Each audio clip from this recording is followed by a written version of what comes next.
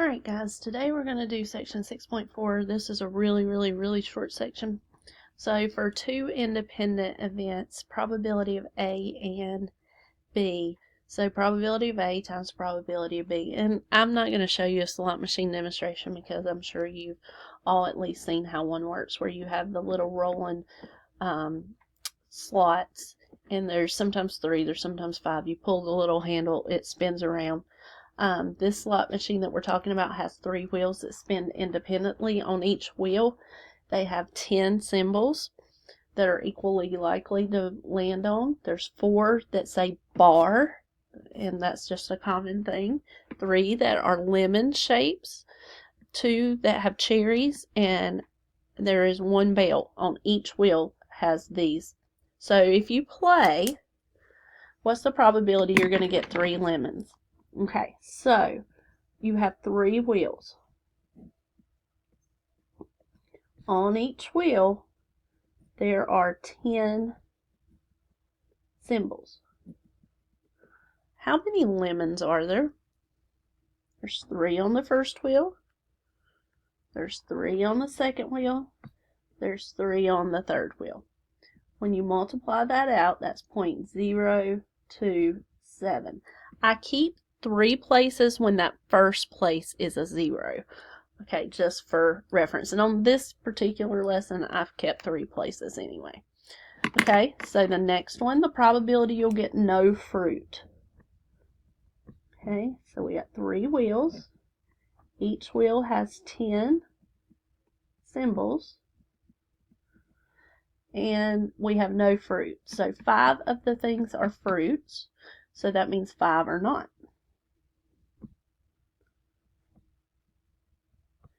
And if you multiply all those together, you get 0.125. Okay, 3 bells. Okay, so you got 3 wheels. Each wheel has 10 symbols on it. And on each wheel there is 1 bell. So you have a 1 out of 10 chance to get the bell. So this would be 0.001. Alright, and then we have no bells. So if there's only 1 bell on there, no bells would be 9 out of 10.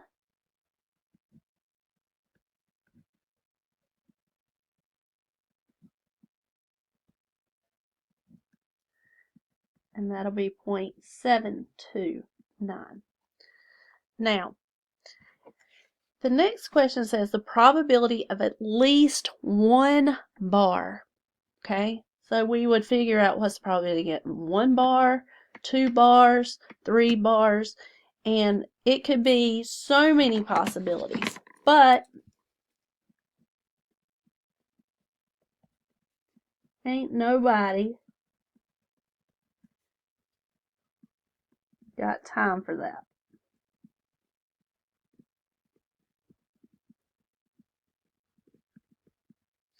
So what you need to know, and I'm hoping this highlighter works, is anytime they say probability of at least 1, you're going to do 1 minus the probability of none.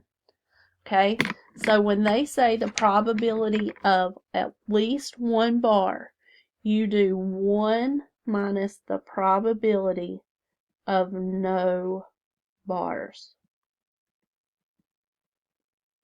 Okay, so we have 3 wheels. There are 4 bars on a wheel, so that means there's 6 that are not bars. Okay, now when I multiply these 3 together, that gives me 0.216. So 1 minus 0.216 gives me 0.784. And that would be my answer. Okay. The weather forecast calls for 30% chance of winter weather each day from Thursday to Saturday. What's the probability of winter weather at least once. So we're going to do 1 minus the probability of no winter weather.